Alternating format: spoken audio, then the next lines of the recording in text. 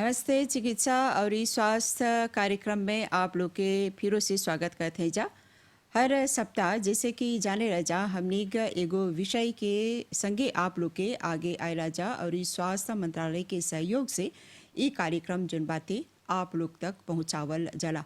तो आज जोन विषय पर बात करब जा ऊ ह अंतर्राष्ट्रीय योग दिवस। ई दिवस जोन है जैसे कि जाने जा कि हर 21 जून के मनावल जाला और अंतर्राष्ट्रीय स्तर पर एकरा 2015 से मनावल जाला। तो आज ई विषय पर ज़्यादा से ज़्यादा जानकारी दे खातिर हमने के संगे हवन मेहमान के रूप में डॉक्टर राधा किशुन जी जे मेडिकल आयुर्वेदिक मेडिकल ऑफिसर हवन। आपके बहुत बहुत स्वागत करते हैं जा। नमस्कार जी। हाँ, जैसे हमने आज बात करते हैं जा अंतर्राष्ट्रीय योग दिवस पर। हाँ, तो सबसे पहला हमने के ई बोलिया कि हमने के जीवन में योग के कौन महत्व है। हमने के जीवन में योग के बहुत बड़ा महत्व है। योग के मतलब ही है जोड़ना। हमने कुछ चीज़ से काम करब सा कोनो काम अच्छा से करब सा वो एगो योग है। तो हमने के चाहे ना योग नहीं सोचे के सिर्फ आसन करते हैं सा, प्राणायाम करते हैं सा या ध्यान करते हैं सा, वो सिर्फ योग नहीं है। योग जो भी काम अच्छा से करबा ठीक से करबा वो एगो योग है। माने एक तरह से अपन अच्छाई बताए के एगो योग है। और जैसे कि हमने जाने राजा कि अभी के समय में जोन बातें योग के बहुते महत्व बाती, खासकर जब हमने स्वास्थ्य के बारे में बात करीला जा, लेकिन एकर पीछे एगो इतिहास भी बाती। हाँ, जाने ना जैसे योग जैसे हमने बोली जैसा इसे योगा बोला जाला। योग संस्कृत शब्द है मतलब युज से बनल बा। योग के मतलब जोड़ना। और का जोड़ब से पूछबा कौन चीज़ के जोड़े के हमनी के जो मानव बा हमनी 4 गो चीज़ से बनल हैं सा। शरीर, 5 इंद्रियां, हमनी के मन और आत्मा। तो इन चारों के जोड़ने के काम योग करेला। अब शरीर के कैसे जोड़ब से अच्छा रखब से आसन बतावल बा। इंद्रियां के कैसे एकाग्र रखब से अच्छा से रखब से प्रत्याहार बा। अपन मन के शांति करने के लिए ध्यान बा। और अंतिम मतलब आत्मा के जौन बा उधर समाधि के लेवल में आ जीबा। मगर योग में यम नियम भी बतावल गल बा, आसन भी बा। तो इस सब चीज़ से जोड़ के अपन शरीर अपन स्वास्थ्य के अच्छा रखे के। योग के सीधा संबंध वेद से बा। बहुत जितने हमने के वेद बा, ऋग्वेद, यजुर्वेद, अथर्ववेद, सब में योग के वर्णन बा। भागवत गीता में योग के वर्णन बा, रामायण में योग के वर्णन बा। और योग जौन बा स्वामी दयानंद भी योग करत रहन जा। श्री अरबिंदो जी एक बहुत अच्छा चीज़ बोले बा कि योग एगो चीज़ है जी हमने के शरीर में जौन अमोनी बा जो मतलब ओके ठीक से नहीं चलता ओके दोबारा ठीक करे खातिर योग छाना करे के माने ओके ठीक से ट्यून करे खातिर। और योग अनेक प्रकार के देखबा है। जैसे राजयोग है। राजयोग जौन है वो माइंड और मेडिटेशन पर है। हठ योग जौन है वो माने शरीर के प्यूरिफाई करे खातिर है। ज्ञान योग मतलब नॉलेज खातिर है। कर्म योग बा जहाँ पर एक्शन और मेडिटेशन बा। मंत्र योग वाइब्रेटिंग एस्पेक्ट ऑफ नेचर है। और भक्ति योग ये डिवोशनल है। तो अनेक प्रकार के योग बतावल गल बा। और जो 2 प्रमुख योग जो प्रचलित है एक तो है पतंजलि के अष्टांग योग जो महर्षि पतंजलि अपन कंपायर कर ले बा। और दूसरा हठ योग है। तो इन दोनों के आदमी फॉलो करेला। तो ई जो प्रचलन बाती जिसे बोलत हवा ई हठ योग जस्सी प्रचलित बाती यानी फिजिकल है ई। हाँ, आज का देखबा कि अक्सर जनता हमें आसन पर ज़्यादा योग जोन बा ज़्यादा आसन पर कॉन्सन्ट्रेट हो गल बा, ज़्यादा ध्यान दे रहा है आसन पर। तो हठ योग जोन है वो ज़्यादा आसन पर ध्यान देवेला। और जो अष्टांग योग है पतंजलि के वो ज़्यादा मेडिटेशन पर ध्यान देवेला। तो आसन जोन बातें जैसे कि अभी के समय में हमने जानी आजा तरह तरह के बीमारी बातें आदमी स्वस्थ रहे खोजेला। हाँ, तो तरह तरह के आसन बतावल गल बाती योग में जोन आदमी ओकर आसन करी तो ओकर स्वास्थ्य जोन बातें वो अच्छा रही। तो कौन कौन ऐसन आसन जोन बातें प्रमुख बातें जैसे मान हमने मधुमेह यानी जावेद बीमारी के बारे में बात करब जा तो एकर खातिर कोनो आसन है, खास आसन है। देखा आसन करे से पहले हमें के साथ समझे कि कैसे आसन करब जा। ऐसे एक को आसन नहीं सकब सा करे मतलब डायबिटीज़ कुछ होके। एगो बहुत अच्छा चीज़ बताई बा पतंजलि कि आसन के मतलब कहा। आसन के मतलब है स्थिरम सुखम आसनम। और योग के मतलब है योगस्य चित्तवृत्ति निरोध। तो आसन ऐसा हो जो स्थिर हो, स्ताब हो, जो सुख तोड़ा दे, और ओके बड़े आसन। तो जो वर्ड स्थिर बा नॉर्मली फिजिकल बॉडी से कनेक्टेड है, और हमने के जो सुख के अनुभूति जो बड़ा, जो सुख के एक्सपीरियंस जो करबा, वो सुख के अनुभूति जो है वो हमने के मन से होला। तो ये दोनों चीज़ के चाह रहे के। अब अनेक रोग बा जोन चिकित्सक देखे रहा कौन रोग में कौन से आसन दे के। तो जैसे तू बोल रहा जहाँ से कि जोन आसन बा जावेद के बहुत ऐसा आसन बा जोन सकबा बताए, तो वो हर पासों के देख के बतावा जला। एगो आसन नहीं बा, एगो सीधे आसन है, और एगो योग प्रोटोकॉल बनावा गल बा कि कैसे है करे के। मतलब जोन आदमी आसन करी डायबिटीज़ में एगो योग प्रोटोकॉल है जो करीबन जैसे बदला एगो 30 मिनट के है। तो वो में कौन कह रहा जला, वो में क्या कर जला कि एक प्रेयर करी, आसन करी, सूर्य नमस्कार में तो ही 11 गो पोस्चर है, और क्रिया जो है प्राणायाम बा, ध्यान बा, संकल्प बा। तो ये करीबन 1 घंटा चलेला। एक सकबा कुर्सी भी कर दे, एक सकबा छोटा भी कर दे। और जो मेन है पश्चिम आसन जो है सकबा जावेद में करे। पर एक वो चीज़ जाने के जावेद के कारण का होला। तो हमनी के ऐसा आसन करे के चाहना जो हमनी के शरीर जो एब्डोमेन बार ऊपर काम करी, जिससे जो ओगान है पैंक्रियास वो काम करी। और दूसरा चीज़ चाहना कि स्ट्रेस निकाले के। तो स्ट्रेस निकाले खातिर एक बहुत अच्छा आसन है शवासन। मगर एगो आदमी जो रोज़ सूर्य नमस्कार करी, जो में 11 गो पोस्चर में मतलब खड़ा हो, बैठी, लेटी, तो उन सब से ओकर शरीर में फ़ायदा होला। तो फ़ायदा हो तो ऑटोमेटिक में ओकर जावेद सकी कंट्रोल। हर बीमार के डिफरेंट आसन बतावल गल बा, और जो आसन बतावल गल बा चाहे बहुत ध्यान से करे के, और अपना योगा इंस्ट्रक्टर के मतलब पूछ के करे के। नहीं, जैसे ज़्यादातर जो हवन सा दिखे रह जा कि अगर जावेद के हमने कंट्रोले सकब जा करी एकर से बचे खोजत हैं सा, तो हमने के ज़्यादा से ज़्यादा जोन बातें जिसे बोलत हवा पेट के जोन आसन बातें एक के करे के चाहेला या कैसे। हाँ, हमने के चाहे ना जिस वो नहीं, हमने के चाहे योगा जब करबा तो एगो सिस्टम है आसन करे के भी एगो सिस्टम, कौन आसन से शुरू करे के कौन आसन से ख़त्म करे के। तो हर जो योग है बा कैसे बोला जो इंस्ट्रक्टर बा वो तोरा बताए कि कौन आसन कब कैसे करे के, कब करे के, ये सब बहुत ज़रूरी है। ऐसे नहीं सकब से बोले कि जिस पेट का आसन करे के, मतलब आसन जो के सुख प्रदान करी। पर एक बार जो आदमी जावेद बा जो ढेर ओकर में मोटापा रही तो नहीं सके एक बार आसन करे, तो वो चाहे देख के करे के। और ये समय जो है कई बजे समय नॉर्मल हमने के चाहना ये देखे के कि जो आसन है, आसन योग आसन सुबह करे के चाहना। सुबह मतलब सूर्य उदय जैसे हो जाए तो आधा घंटा बाद हमने के चाह अपन आसन करे के, या शाम के सूर्य अस्त के समय करे के। पर सबसे अच्छा समय है फजरे आदमी के चाहना उठ के मतलब अपन शौच करके साफ़ करके अपने थोड़ा सा रिलैक्स होके तब अपन आसन करेंगे। और आसन जो है अपन शरीर के अपन हैसियत के मुताबिक नहीं चाहे फोर्से करेंगे, ज़बरदस्ती आसन नहीं करेंगे। और आसन चाहना बहुत आराम से करेंगे और एक खुलादार जगह में करेंगे जहाँ पर अग्यासियों हो, नहीं कि बंद कमरे में। और भर सक जब करबा आसन तो अच्छा है कि तू अकेले करबा एगो जगह, जिससे थोड़ा फ्रीली मूवमेंट रही और अपन शरीर के हिसाब से आसन करबा। और ये अभी जैसे देखिए जा कि मोटापा की समस्या बाती, हाँ, तो ढेर कोई नहीं जाने लग सा कि कौन तरह के आसन सकें सब लोग करी, एक पर कौन सी बोलबा नहीं जाने ना मोटापा के समस्या जोन बा जैसे बोलनी जे योग करबा जो योग में बताओ के पास सूर्य नमस्कार में कम से कम 11 गो पोस्चर है। और ये पोस्चर जो है उठे के बैठे के सब बा, तो ये जे रेगुलर करबा तो तोहरा शरीर के कोई समस्या नहीं हुई, चाहे मोटापा बा, चाहे जावेद बा, चाहे स्ट्रेस बा, इससे सबसे दूर रही बा।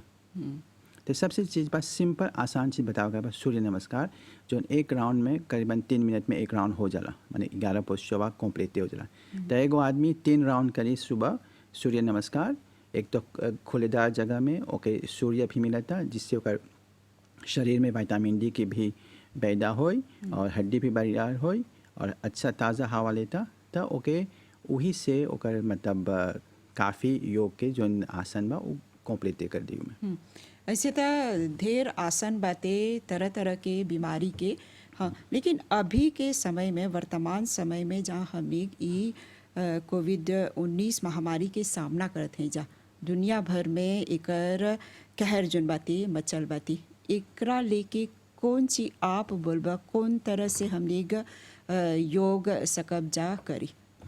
नहीं मतलब जो महामारी फैलल बा जैसे बोलत हुआ कोविड-19 तो ओकर एगो प्रोटोकॉल भी बनावल बा जोन सकबा सेवी करे मतलब आसन कैसे करे के। तो जैसे जाना सब योग एगो प्रार्थना से शुरू होला तो 10 मिनट के सिर्फ बनावल गल बा।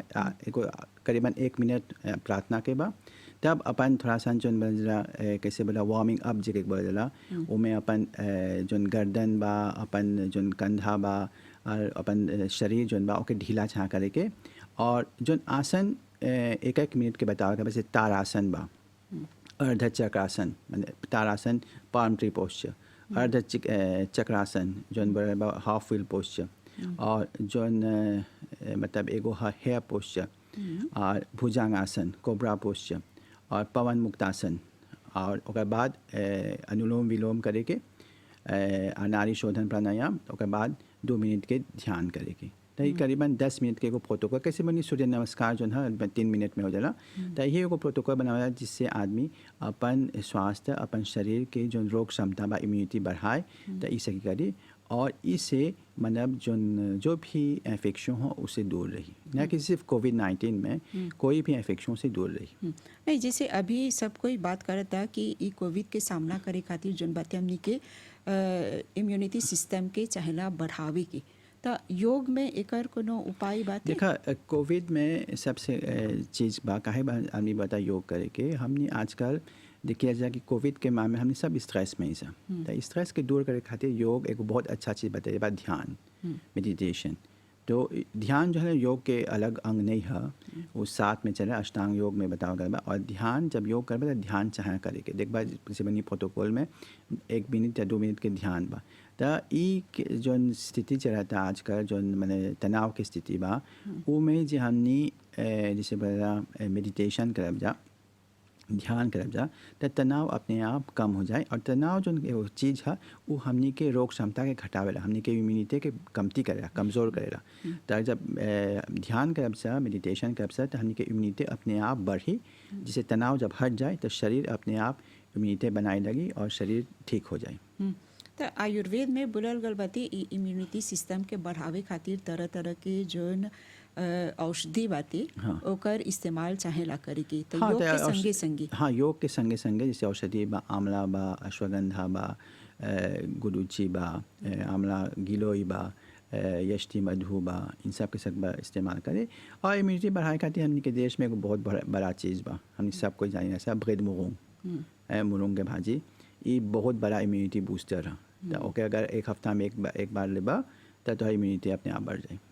तो हैजा परी जब ई भाजी के जिक्र आप करला तो ढेर कोई जैसे बातें डेरा अलंग सा उड़ के तोसों बढ़ जाए। नहीं मुरुंग के भाजी से जो है देखा मुरुंग के आजकल नाजीजान बेचारा कहीं नहीं लिखा बा कि तोसों 4 होला उसे और मुरुंग के भाजी जब लेबा तो वो में सकबा जैसे बोला लहसुन डाल के ले और अपन दवाई तोसों के तलेबे कर बाद ढेर नहीं छाले के और एक समय में खा लेबा तक एक को खतरा नहीं है, वो एक डर फैला दे गया ऐसा चीज़। अब का होला कि आदमी मुरुंग के भाजी में ढेर नमक डाल दी तो तोसों तो मोटे हुए हुई ना उमें नहीं सब कुछ करे। हाँ, और एक में फेयर ढेर है।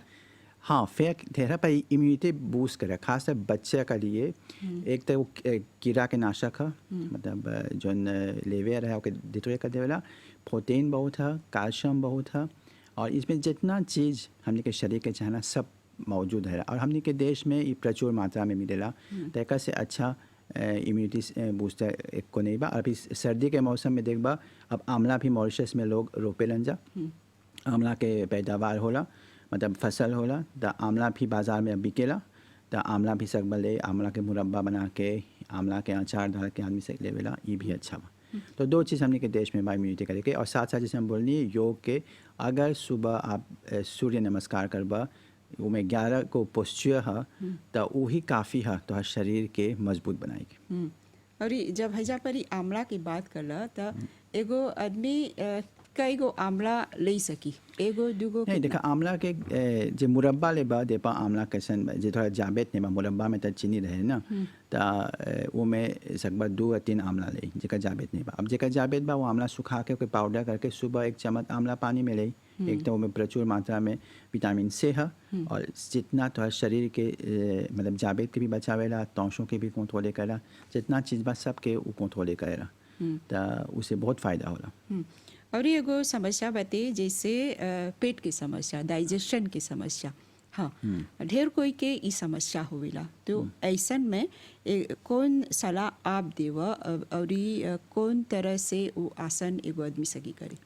ये में देखा जो न आसन नॉर्मल में बतावल गल बा कि एक तो आदमी के चाहेला आदमी के आसन करे से पहले चाहेला ओकर खान पान ठीक करेगी। जे तोहर खान पान ठीक से रही तो कोनो आसन करबा तोहरा फ़ायदा हुई। जरूरी नहीं कि एगो रोग खातिर ये आसन करबा तई निकली। अपन खान पान में चाहेला सबसे मतलब कंट्रोल करे के, और ई में एगो बा पवन मुक्तासन। पवन मुक्तासन जो मतलब फ्लैचुलेंस के कम करेला और ओबेसिटी के भी कम करेला, और एकदम व्रजासन भी है और जोन आदमी के काफ़ी फ़ायदा करेगा। पर जैसे हम बोलनी आसन जोन है वो ज़रूरी नहीं है कि हाई आसन करबा तो तोहर रोग चल जाए, पर रोग उत्पन्न करे से पहले तोहर खाना खराब रहेला। योग के सबसे पहला नियम है यम नियम। अगर यम नियम तो अच्छा से करत हवा तो कोनो आसन सकबा करे। महर्षि पतंजलि एक को आसन नहीं बताई देवा, खाइबा स्थिरम सुखम आसनम, जो यजुर्वेद से भी के पर एक मंत्र पर आधारित था, उसी पर पतंजलि बताने लग स्थिरम सुखम आसनम। एक को आसन के पोस्चर नहीं बताई देवा पतंजलि। कोनो आसन जहाँ पर थोड़ा सुख की अनुभूति हो, मैंने अच्छा से रखबा, अच्छा थोड़ा आलयज लगी, मैंने रिलैक्स फील करता, वो एगो आसन है तो वो में बैठबा। और सबसे पहले सात्विक भोजन करके, सात्विक भोजन का है कि अपन घर के भोजन कर, और जहाँ तक योग को जो थोड़ा प्रैक्टिस करके तो तोड़ा चाहेला शाकाहारी हो के, मैंने वेजिटेरियन हो के। अब जे काहे शाकाहारी हो के चाहे ओकर भी ओकर पीछे बा, क्योंकि योग के पहला नियम है यम, और यम के पहला नियम है अहिंसा। तो अगर ये फॉलो नहीं करबा तो योग के आगे जो स्टांस बा उनमें नहीं सकबा वहाँ से हुई।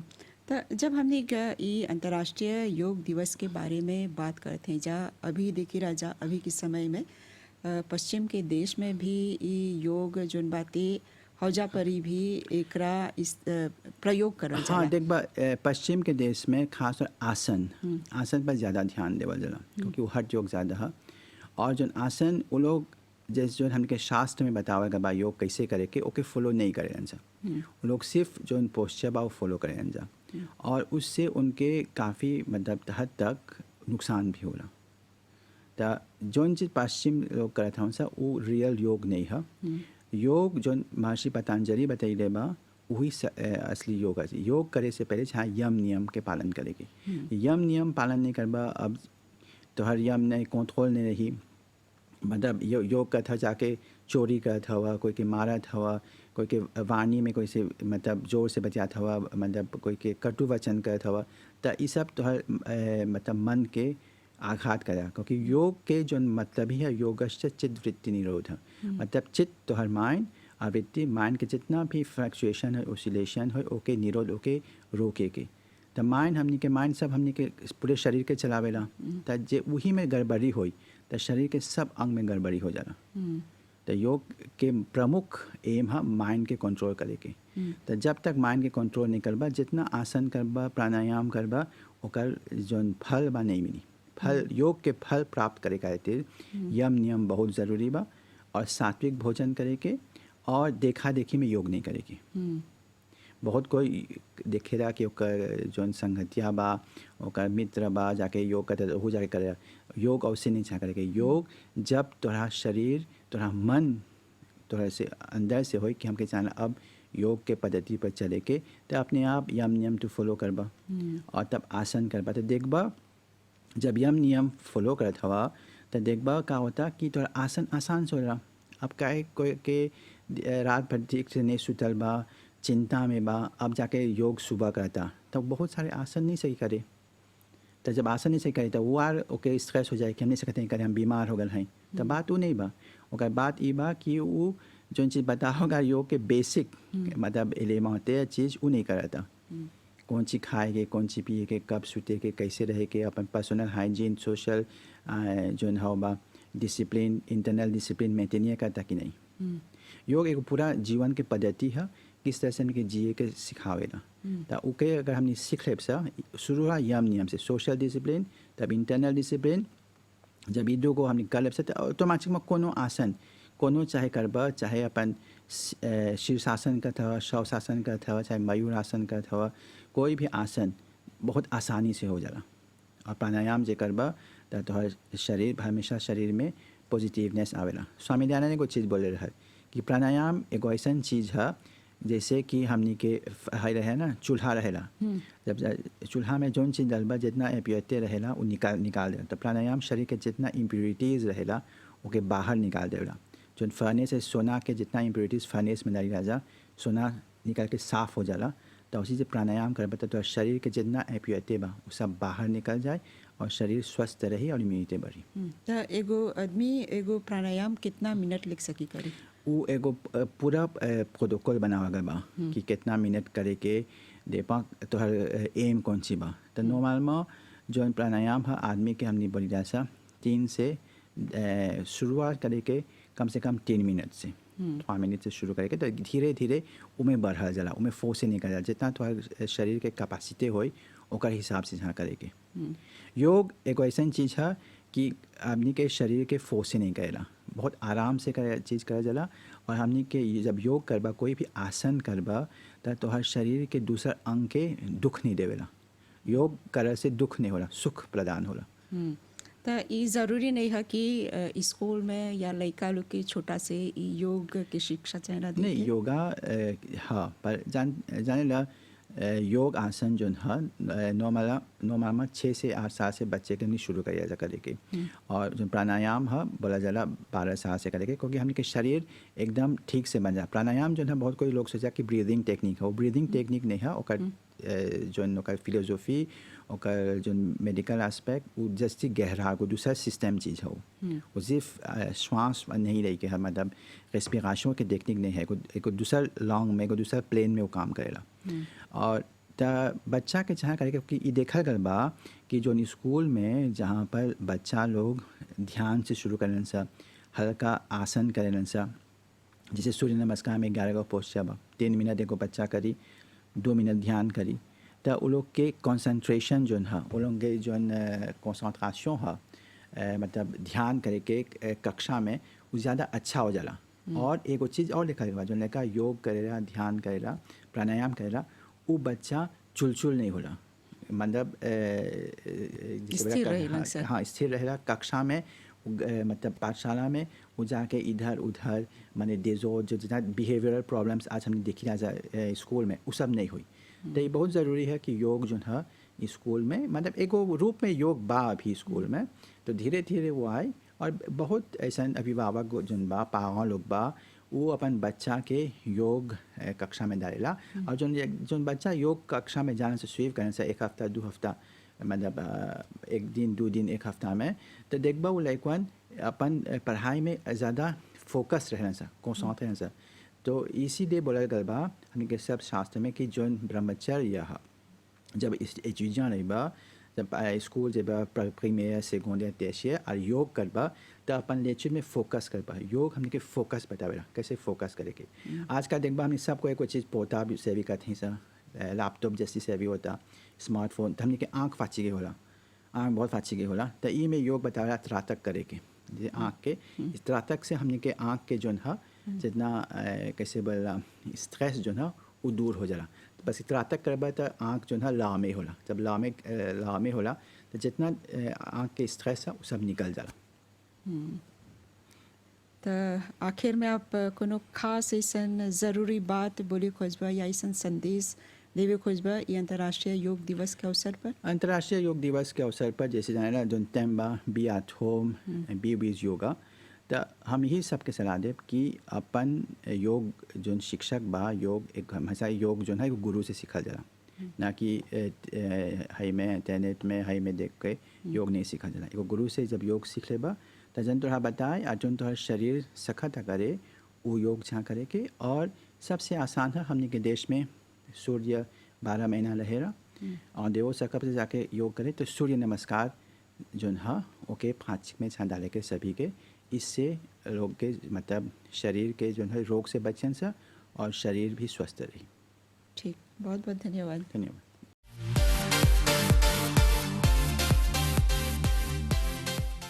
जी हाँ, आज के कार्यक्रम में जैसे हमने एक विशेष रूप से बात करी जा कि योग जो है एक महत्व कितना है हमने के जीवन में। अगर आप लोग एगो स्वस्थ जीवन जिए खोजत हव जा त जैसे कि हमने के डॉक्टर राधा किशुन जी बतैलन कि अगर हमने ध्यान देवब जा विशेष रूप से योग पर और एगो गुरु के जरिए हमने योग सीखब जा त हमने न सिर्फ अपने आप के अपन परिवार के भी स्वस्थ सकब जा रखे।